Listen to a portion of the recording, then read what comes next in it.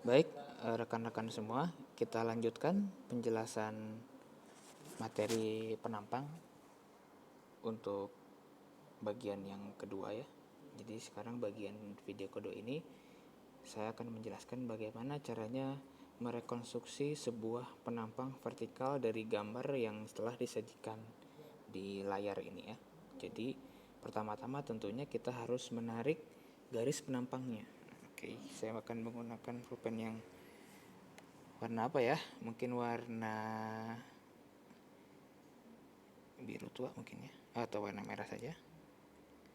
Dan warna ungu saja kali, ungu. Oke, ini saya gambar. Oke, saya gambar di sini ya. Oke, ini saya gambar, ini penampang A dan ini penampang B. Oke.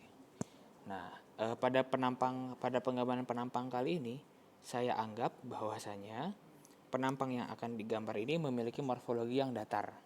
Jadi di video yang sebelumnya kan kita menggambar sebuah bukit dengan gambaran seperti ini ya. Nah, sekarang kita anggap data yang kita ambil itu di morfologi yang datar seperti itu. Ups, gini ya datar ya. Nah, oke. Jadi kita kita proyeksikan. Kita gambarkan di sini ya. Di sini A atau gimana ya biar enak. Oke, kita gambar garisnya dulu. Kita menggunakan penggaris biar enak. Nah, oke. Nah, ini dia penggarisnya nih. Nah, ini dia penggaris. Nah, ini penggaris nih. Oke, kita gambar penggarisnya biar rapih. Kita ganti warnanya jadi warna hitam. Kita ganti warnanya warna hitam. Kita gambar garisnya. Make sure di sini A. Oke. Di sini A. Di sini B. Nah, lalu bagaimana caranya menggambarkan setiap garis, setiap bidang dalam penampang. Nah, oke, sekarang kita gambarkan seperti ini rekan-rekan. Jadi, kita sudah tahu ada garisnya ya. Ada garis A dan ada garis B seperti itu. Nah, mungkin kita hapus dulu garisnya. Kita ganti dulu. Kita bikin rapi saja lah. Tadi kan nggak pakai penggaris. Oke, saya coba untuk hapus dulu. Inilah. Saya coba hapus dulu ya. Saya ulangi ya. Saya coba hapus. Nah, kita gambar lagi tadi dengan penggaris biar posisinya sama begitu. Nah, begini ya. Nah, kita seolah-olah kita tarik garis di sini aja. Kita kasih warna ungu tadi.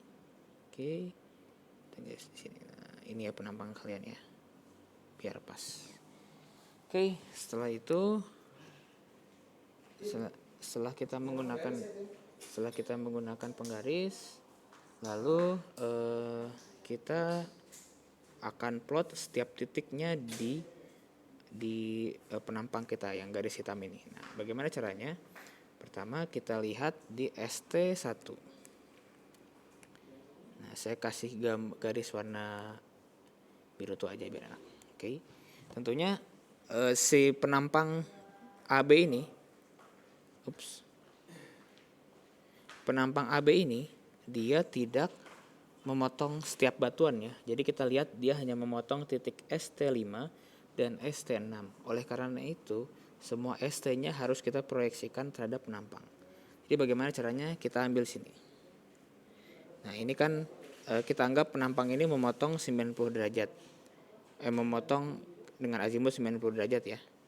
Azimut 90 derajat. Nah, ini ST1 di sini dia kita panjangkan strike-nya begitu. Nah, dia memotongnya seperti ini ke penampang ya. Dia cenderung tegak lurus karena dipnya kan seperti ini. Dipnya searah dengan penampang. Nah, lalu kita lihat di ST3 seperti ini. Kita lihat di ST2 seperti ini. Nah, ST3 dan ST2 berdekatan ya sepertinya. Jadi di dekat-dekat sini nih. Kita lihat ST3 memotong dengan tegak lurus Jadi strike-nya berhubungannya 90 derajat ya. Jadi kan ini kita lihat ST1, ini strike-nya, ini penampangnya. Kita buat ini sudutnya, ini 90 derajat. Berarti nanti kita koreksi dengan koreksi apparent dip. Jadi ini yang kita katakan sebagai real dip, ini sudut antara jurus atau strike dengan penampang. Oke, sedangkan nantinya akan menghasilkan nilai dip yang disebut sebagai apparent dip. Karena memang 90 derajat, maka nilai apparent dipnya itu sama dengan nilai real dipnya. Ini kan tadi kita ketahui ST1 itu dipnya 30 ya. Berarti mungkin dia akan memiliki nilai dip yang sama, mungkin 30 apparent dipnya. Nah, sedangkan yang ST2, ST3 dia tegak lurus. Oke. Nah, ST2 yang menarik adalah dia memiliki sudut yang tidak tegak lurus. Di mana sudutnya? Kita lihat sudut yang ini, rekan-rekan semua. Ya. Dia memiliki sudut mungkin sekitar 60 derajat. Oke. Setelah kita lihat 60 derajat, maka kita lihat tabel apparent dip. Baik, karena pada singkapan atau pada ST2 dia memiliki nilai dip sebesar 35 derajat dan juga memiliki sudut lancip antara jurus dan penampang itu dengan nilai 60 derajat, maka kita lihat maka kita lihat tabel koreksi kemiringan pada penampang ya, atau apparent dip di buku lapangan kalian. Nanti mungkin bisa ditampilkan juga tabelnya di perkuliahan. Jadi kita lihat di bagian atas itu di bagian sumbu X itu menjelaskan terkait dengan sudut antara penampang dengan strike. Lalu di sumbu Y itu merupakan kemiringan asli atau real dipnya. Nah, kita tahu real dipnya itu memiliki nilai 35 derajat. Jadi kita lihat di baris yang nilainya 35. Ya, setelah kita lihat di baris 35 itu, lalu kita lihat di bagian atasnya itu sudut antara penampang dengan strike-nya ya. Itu kita tahu 60 derajat, jadi kita tarik aja. Yang menjelaskan itu bahwasanya nanti dia ST2 ini memiliki nilai apparent dip itu 31 derajat. Nah, untuk apa kita mengetahui apparent dipnya nanti saya akan jelaskan. Oke, berarti kita tahu ST1, jadi nanti bisa kalian bikin list ya. ST1 itu nilainya apparent dipnya 30, ST2 31, ST3 sama ya, ST3 itu 33. Lalu kita tulis, nah kita lanjut ke ST4. ST4 ini karena memang tidak memiliki strike dip, maka kita anggap saja dia tegak lurus ya, tegak lurus. Nah di titik ini berarti ini ST4, di sini ST5. Nah kita lihat ST7. Nah ST7 di sini ya. Nah ST7 di sini. ST7 di sini. ST7 berarti yang walaupun lintasan kalian itu melalui ST6 dulu baru ST7, tapi dalam penggambaran penampang karena memang ST7 lebih dahulu ditemui, maka kita akan menuliskan ST7 terlebih dahulu. Oke, nah kita lihat ST7 itu berapa real dipnya. Ini mungkin sudutnya sekitar 85 derajat, kita anggap saja apparent dipnya itu sama ya, kita anggap apparent dipnya sama 31. Lalu ST6 itu tegak lurus kurang lebih di sini titiknya. ST6 itu sekitar 40 derajat, nah, besar ya, 40 derajat. Lalu ST8, nah ini ST8 kita tarik dulu. Oke, kita tarik dulu. Nah, ini mungkin memiliki sudut sekitar 60 derajat juga ya, saya anggap ini 60 derajat mungkin. Jadi kita sebenarnya bukan 60 derajat juga, ini mungkin 70 ya, sekitar 70 derajat. Jadi kita lihat tabel apparent dip. ST8 itu memiliki dipnya 28. Nah kurang lebih dekat-dekat sama 30 lah, dekat-dekat sama 30 dengan sudutnya 70, itu mungkin sekitar 28,5 kalau 30. Jadi ya kita anggap saja ini dikurangi 1 lah ya. Jadi mungkin 27. ST8 nilainya 27 derajat. ST9 dia memiliki nilai awalnya 40, dia memotongnya di sini. ST10 dia memotong di ujung sini ya. Ini ST9. ST9 ini dia akan membentuk sudut sekitar berapa ini? 60 derajat nih. Sudut lancipnya 60 derajat. Sedangkan ST10 akan memiliki nilai sudut 50 derajat. Nah, ST9 itu berarti berapa tadi? ST9 itu 40 derajat. Maka lihat kemiringannya 40 derajat dengan sudut lancip 60. 40 derajat dengan sudut lancip 60. Berarti akan ada nilai di 36. Jadi kita tulis ST9 36. Dan ST10 kita tulis dengan nilai dipnya itu ST10 30 derajat ya. 30 derajat berarti kita tulis dengan 24. Nah, oke. Kita sudah mendapatkan nilai apparent dip dari masing-masing singkapan. Lalu setelah itu kita gambarkan pada garis yang hitam ini. Oke, kita gambarkan.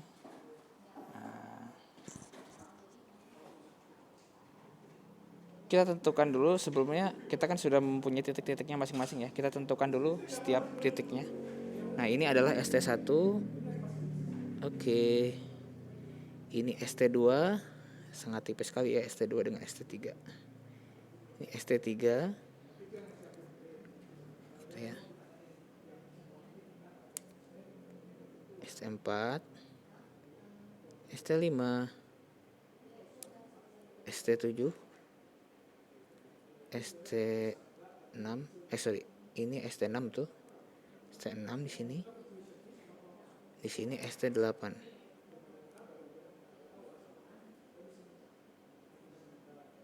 Di sini ST9.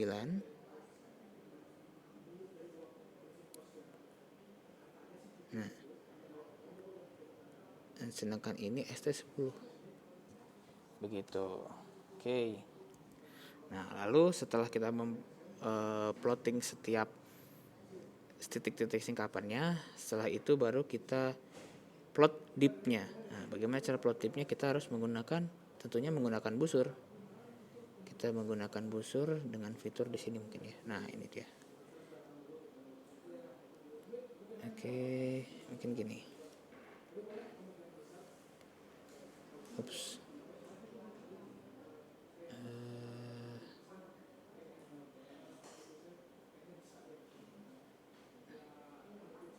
Sebentar.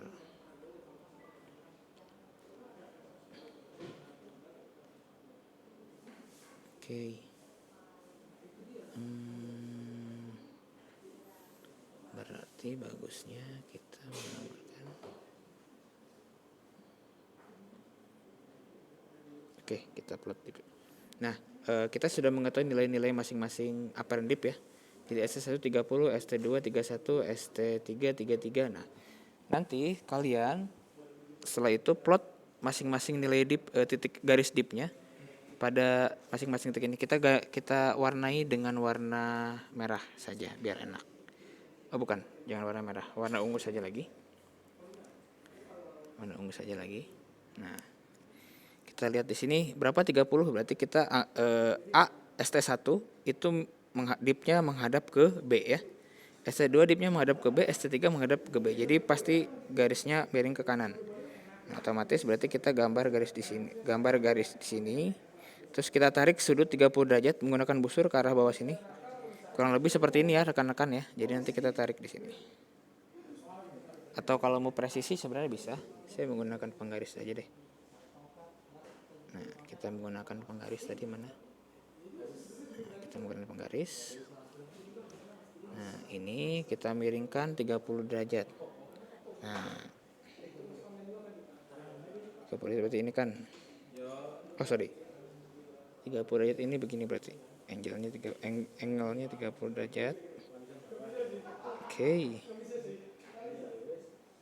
Nah, ini dia. Kita tarik garis di sini. Oke, ST2 31. ST2 31 berarti di sini. Nah, ST anggaplah sama ya. ST3 juga anggaplah sama 33. Sorry. Anggaplah sama dekat. Nah, 33 lalu ST7. Nah, ST7 di sini ya.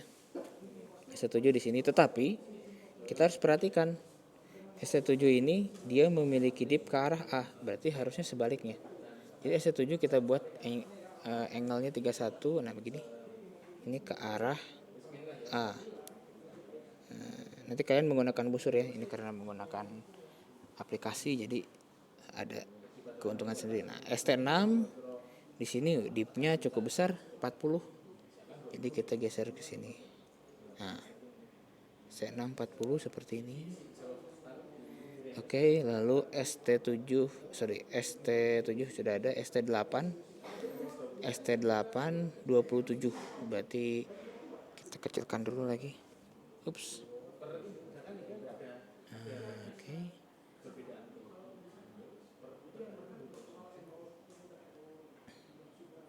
Nah, kita buat guys di sini.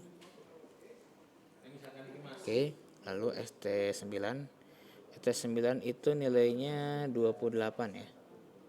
ST9 28 atau 30 ya? 30 mungkin ya.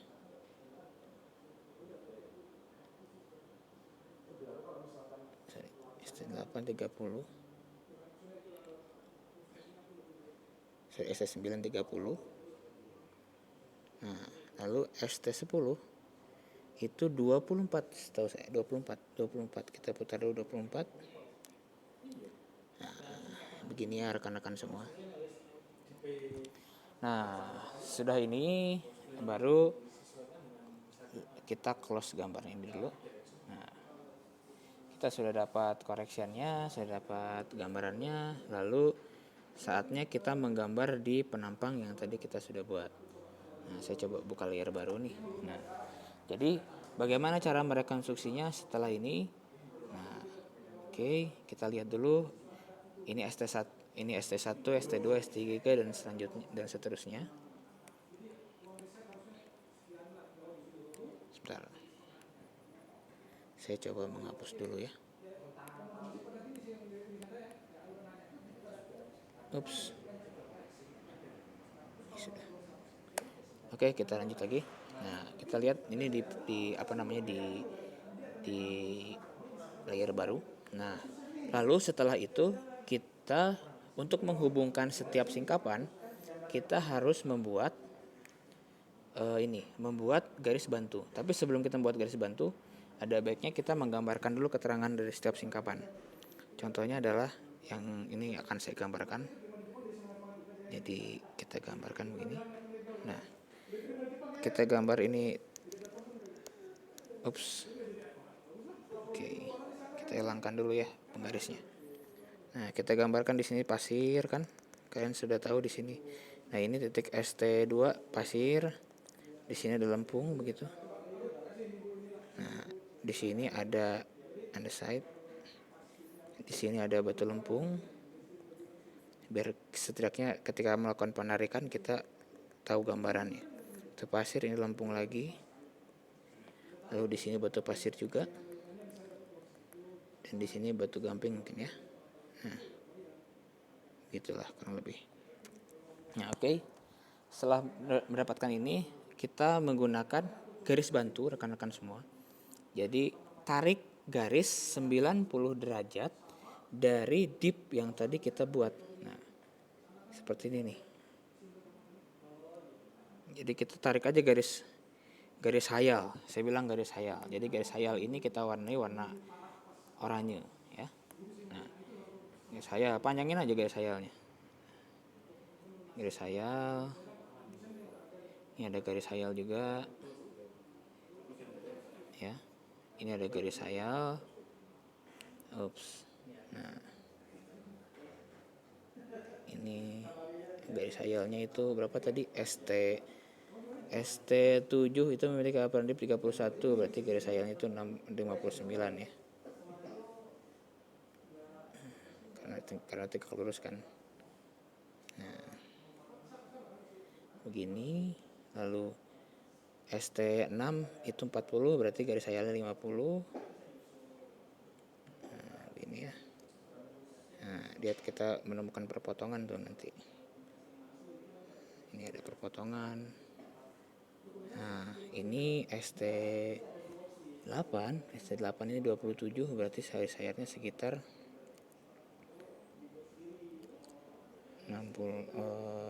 27, berarti sekitar 63. Nah, begini ya.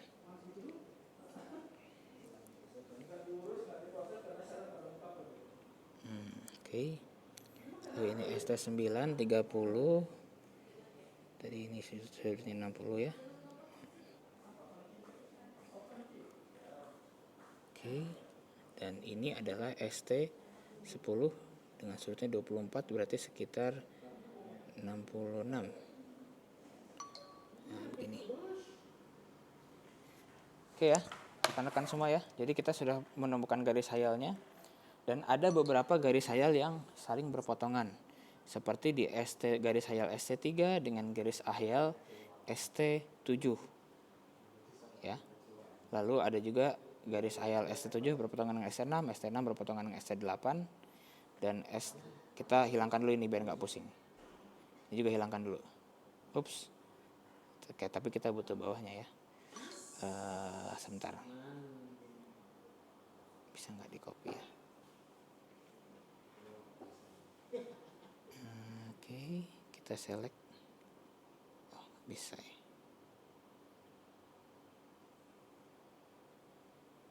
Nggak bisa kayaknya ya. Oke, kita copy ya. Kita copy nih.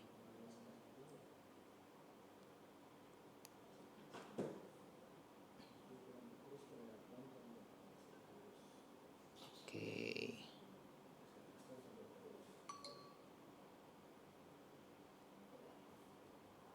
Oke. Kita paste. Oke. Oke, kita tadi dapat ini, tapi mungkin kita hapus aja sebagian agar kita tidak terganggu dalam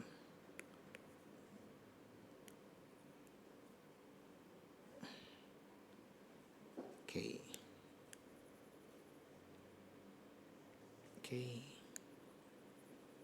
Oke, gini ya.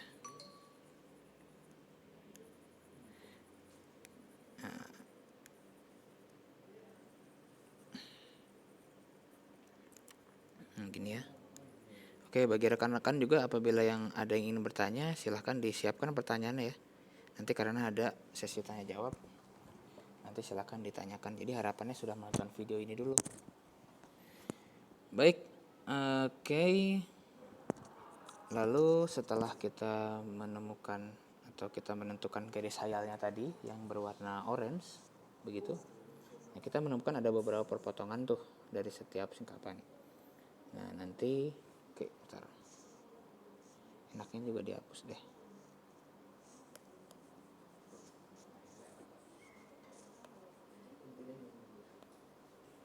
Oke.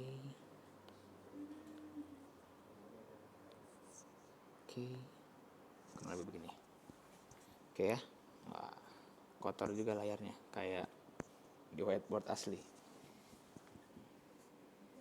Baik, setelah itu kita garis maning Nah, jadi setelah ini kita bisa menarik sebuah bidang batuan. Kita menggunakan penggaris. Nah, kita lihat ST1 dan ST2 itu tidak saling berhubungan. Jadi kita bisa saja meneruskan lapisan begini. Kita gambarkan ya. Nah, kita gambarkan. Kita warna apa ya? Warna hitam saja lah. Nah, kita gambarkan nih. Ini adalah perpanjangan dari ST1 ini kan. Nah, oke. Lalu di sini ada perpanjangan dari ST2. Oke, dan ini perpanjangan dari ST3. Nah, hati-hati karena ST3 berpotongan dengan ST7. Jadi kita nanti kalian ukur dengan busur jarak antara ini nih. Ups. Nah, kalian hitung sudut ini. misalkan di sini akhirnya sudut antara garis bantu ST3 dengan ST7 itu sekitar, misalkan ini kita ukur saja dengan penggaris lah, dengan busur ini. Berarti sekitar sudut 59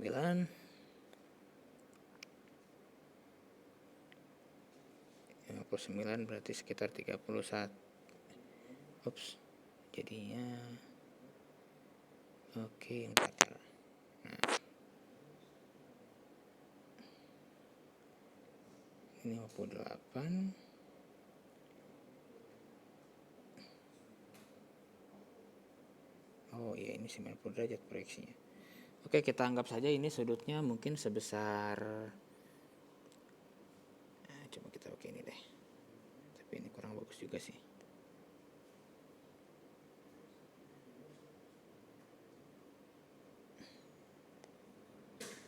Oke, nggak perlu lah, kita pakai penggaris saja. Oke, kita ketahui ini sudutnya mungkin saya perkirakan ya, ini sebesar 70 derajat ya, misalkan ya. 70 derajat. Nah, baru kita nanti kamu dengan busur tarik bidang tengahnya. Jadi saya anggap ada bidang tengahnya di sini. Itu misalkan kita anggap garisnya di sini 35. Jadi 35 kan ya. Jadi kita anggap di sini bidang tengahnya. Ya. Lalu kita buat garis warnanya mungkin warna kuning lah. Nah, di sini adalah garis perpotongan antara ST3 dengan ST7. Nah, sama pun dengan ST6 dan ST7. Nanti kalian ukur sudutnya, ini kan sudut lancip banget ya. Itu mungkin sekitar 10 ya, kalian bikin sudut 55 ya, tapi tetap harus dibikin garis. Nah, garis seperti ini. Ini juga sama, titik tengahnya kita garis. Oke. Titik tengahnya ini kita garis. Nah, gitu. Nah, sedangkan kalau ST9 sama 10 kan tidak berpotongan, jadi kita abaikan saja. Jadi hanya kita pakai yang berpotongan. Oke. Terus setelah itu kita sudah menggambar. Kita lanjutkan lagi tadi menggambar dengan ST3 terusannya seperti apa. Nah, kita gambar seperti ini. Nah, kita gambar lurus dipnya sampai ke titik perpotongan tadi. Nah, lalu kita skip. Kita potong. Nah, lalu kita gambar lagi nih. Ini ST7. Nah, ST7. Nah, begini ya. Lalu ini ST6. Ya, ST6. Nah, ST6 lihat. Ini ST6 itu kita gambar garisnya itu hanya sampai garis warna kuning. Nah, lalu setelah dari titik ini, titik yang terakhir kena warna kuning ini, garis warna kuning, kita sesuaikan garisnya dengan yang bidang ini. Nah, begini nih, kan semua. Nah, jadi begini ya. Oke, sama dengan ini juga. Ini kan sama ya. Nah, ini baru nanti sebentar. Nah, ini juga diteruskan sampai garis kuning. Jadi rentangnya itu sampai garis kuning, rentang garisnya. Nah, ini gini. Nah, lalu ini kan garisnya begini nih. Nah, ini kan penggarisnya begini. Jadi di ruangan ini dia akan membentuk seperti ini. Oke, nah lalu ini tarik aja garis lurus lagi karena ini kan terlalu jauh nih. Nah, begini. Yang ini ya kurang lebih sama lah. Ini. Nah, ini kan sebenarnya akan berpotong juga tuh ke bagian bawah, tapi karena kertasnya kurang besar, kita anggap saja seperti ini. Nah, begini. Oke, nah ini kan sudah mewakili masing-masing. Nah, lalu tinggal kita buat saja garisnya itu perpanjangan semuanya. Jadi kita anggap ini garis 1. Kita anggap ST1 nih. ST1 kan seperti ini. Nah, kita terusin aja tarik garis sampai titik kuning tadi. Nah, ini kita tarik garis. Baru nanti dari situ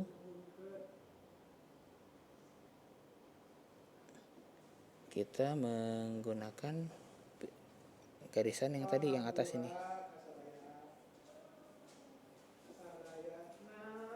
Nah, ini dia. Ya. Nah, oke.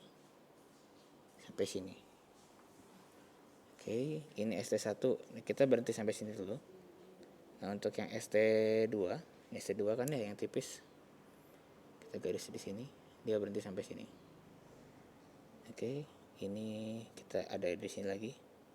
Kita teruskan bagian ST3 sampai atas lagi. Nah, ST3 harusnya muncul di sini kan berarti. Nah, oke, nah gini. Oke ya.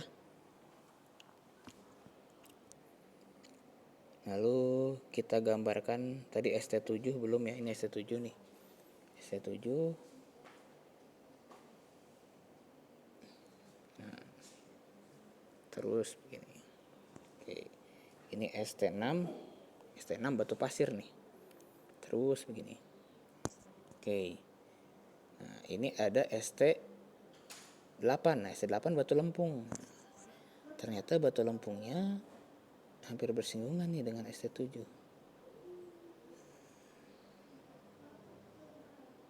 Nah, ini dia.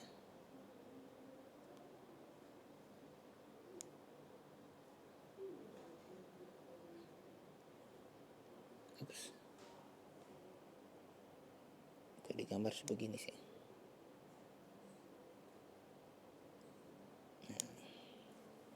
Mungkin di sini ya. Jadi dia lebih atas sedikit.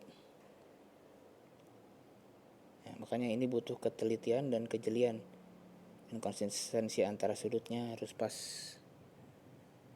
Nah, begini. Oke. Nah, lalu kita tarik juga nih yang ini. Kita tarik sampai sini. Nah, ini penamaan penampang ini menggunakan garis-garis ini disebut sebagai metode King. Jadinya nanti kalian akan diarahkan menggunakan dua metode, yaitu diawali dengan metode King seperti yang ini saya buat. Nanti kita akhiri dengan menggunakan metode freehand. Jadi tetap interpretasi akhirnya. Nah, ini saya gambarkan yang tebal ini yang ST1 ya, terusan ST1. Ups. Nah, ST1 begini. Nah, beginilah terusannya. Nah, ini ST1, ini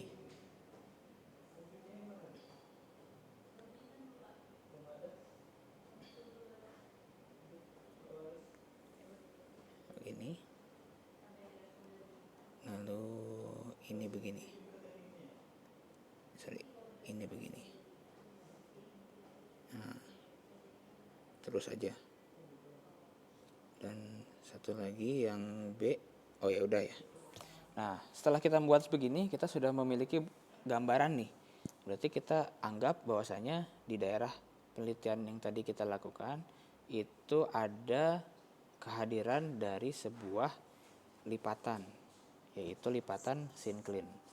Nah, dari sincline ini kita sudah mengetahui nih, dari rekonstruksi penampang kita bisa mengetahui adanya sincline. Nah, sekarang kita gambarkan hubungan antar batuan. Bagaimana caranya? Kita coba untuk mewarnai sekarang. Ya, jadi kita warnai batu pasir dengan warna kuning kan. Nah, sekarang kita warnai, kita hilangkan penggarisnya. Nah, kita tahu di sini itu adalah batu pasir. Jadi kita bisa menggambarkan dengan sangat menyenang ini masif kuning begini. Nah, ini kuning terus. Tentunya kan dia melipat seperti ini ya. Nah, ini juga kuning nih, ini. Nah, tentu akan terus sampai ke permukaan sini mungkin ya. Ini juga batu pasir kan? Nah, berarti mungkin penyebaran batu pasir ini besar. Nah, oke. Batu pasir semuanya ya. Oke. Oke. Nah, ups. Lalu kita lihat di bagian yang sebelah kanan itu kan ditutup dengan batu gamping plastik. Coba kita ganti dulu warnanya jadi batu gamping plastik. Sini batu gamping plastik berarti. Kita anggap seperti ini. Oke. Nah, apa namanya? Lalu setelah itu kita apalagi ya, dari batu pasir ini ada batu lempung. Kita di sini kita gambar dulu yang kelihatan dulu. Ini ada batu lempung. Ya, ini lempung ya. Yang gampang di sini ada layar Lampung nih. Nah, sini Lampung, sini juga Lampung nih. Ya enggak. Nah, tapi di sini ada intrusi. Ya enggak. Jadi kita tahan dulu karena ada fitur intrusi. Nah, lalu di sini pun ada Lampung kan ya, ada tipis nih Lampung nih, ini tipis. Nah, tipis di sini muncul nanti Lampungnya. Nah, lalu di situ setelah itu ada lagi batu pasir. Nah, sini batu pasir lagi nih. Nah, oke. Ini juga batu pasir kan? Nah, oke. Nah, ada intrusi di sini. Ada intrusi. Ups. Nah, intrusi di sini yang jadi pertanyaan. Nah, bagaimana cara menggambarkannya? Ya, seperti yang tadi sudah. Jadi, kita bisa menggambarkan intrusi ini ya mungkin begini rananya. Nah, di sini akan ada intrusi ini. Oke. Gitu ya. Nah, jadi kita pun masih bingung di bagian atas ini adalah apa, posisi apa. Nah, ini bisa jadi kita interpretasikan saja sebagai isinya. Nanti kalian cross check kalau memang kalian tidak menemukan outcrop di sekitar sini, berarti bisa saja kita asumsikan ini merupakan sebuah batu lempung juga, tulisan batu lempung. Nah, dari gambar ini kita bisa menghubungkan lagi dengan gambar yang awal tadi, dengan penampang kita yang awal. Jadi kita bisa membuat sebuah rona penggambaran.